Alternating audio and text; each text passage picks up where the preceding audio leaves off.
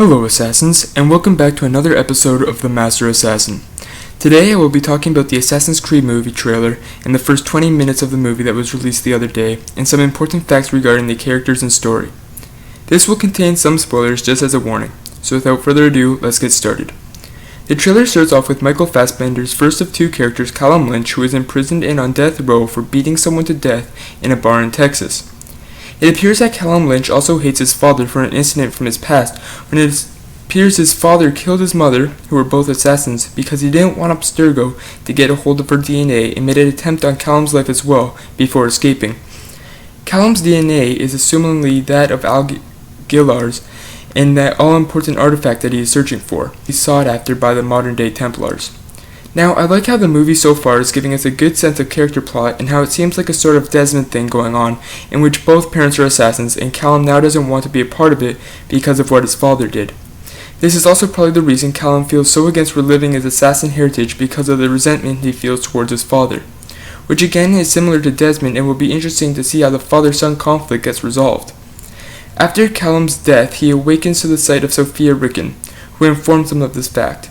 Sofia Rickon also has a different agenda from her father, Alan Rickon, who is CEO of Abstergo Industries and holds the second highest position amongst the modern-day Templars, that of Guardian, where she just wants to do the right thing instead of controlling the masses through the ancient technology from the Isu civilization.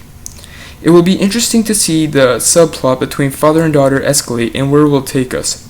I also have to point out that this is almost parallel to AC1 and AC2, where Lucy Stillman helps Desmond learn Templar secrets while he too is captured by Abstergo. From here, Callum is hooked up into the new version of the Animus, which I like and it looks really cool, as we get shots from the Spanish Inquisition set in 1491.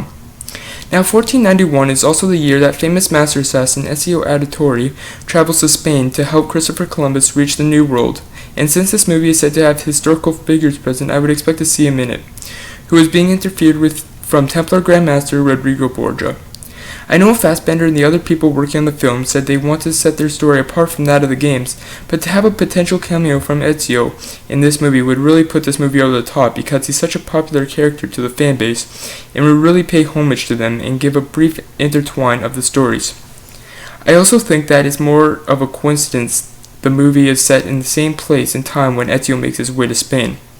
If this theory is also correct, the artifact that Aguilar could be searching for could be the Apple of Eden that Ezio had in his possession until he lost it to Girolamo Savonarola, sorry if I butchered that name, who evidently traveled to Spain in the same year, and another reason Ezio is forced to go.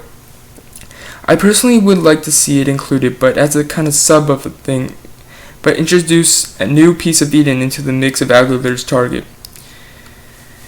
Speaking of Easter eggs, Connor's bow is also said to make an appearance in the movie, which I am really hoping to see, along with Arno's guillotine gun from Assassin's Creed Unity and the cane sword from Assassin's Creed Syndicate, that of Jacob and Evie Fries. After some beautiful cuts of imagery, we get a kick-ass sequence of Ariane Labad's character, Maria. Her second hidden blade seems to have two blades on the one bracer, which is a new adaptation for the movie, but is also similar to Arbaz Mir's three-pronged blade, as seen in the Brahmin comic. I like how the movie is also using classical ACE moves such as the air assassination, double hidden blades, and parkour. It gives a great atmosphere and feeling of a true Assassin's Creed game, and also pays homage to Altair. The trailer then ends with Callum seeming to gain stronger with his assassin skills and abilities, and shows Aguilar doing the iconic leap of faith into the streets of Spain below. Now I heard people say that it looks like Aguilar is missing his ring finger from his left bracer, which of course is similar to the assassins of AC1, but after paying attention, this picture shows Aguilar with all 5 fingers. What are your hopes for the upcoming Assassin's Creed movie? Do you feel that from the trailer it captured the Assassin's Creed essence? Comment below. That about wraps up this video, and remember to serve the light.